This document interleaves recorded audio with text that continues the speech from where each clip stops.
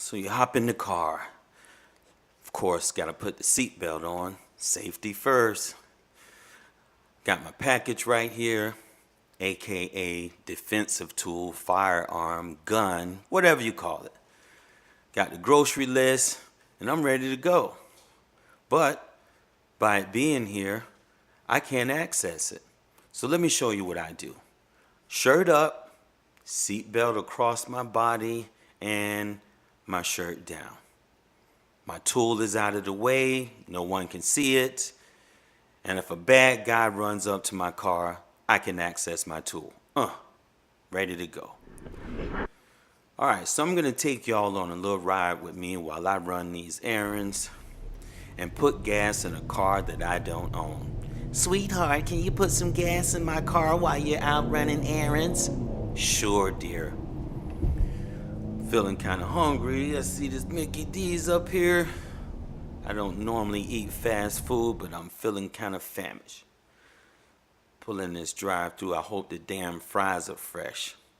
And who doesn't like Mickey D's fries? They're the best. Look back in my rear view. Why is this guy behind me pulling in so close? And who is this dude crossing the parking lot here? Oh, sheesh. Making a beeline. Dude, I don't have any money. I don't have any money, bro.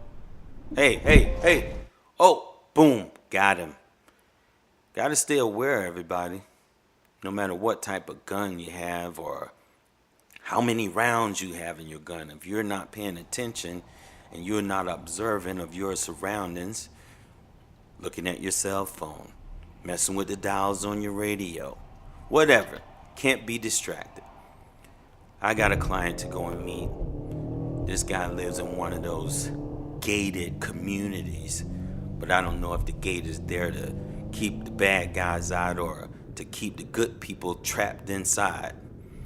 So here we go. I call this Death Trap 2. You're just sitting here waiting on the darn gate to open up, and while you're sitting here comes the bad guy. Guess what? Got him too. I stay aware, and I would recommend you do the same. Firearm defense, everybody. Train to defend, fight to the end. And of course, stay safe.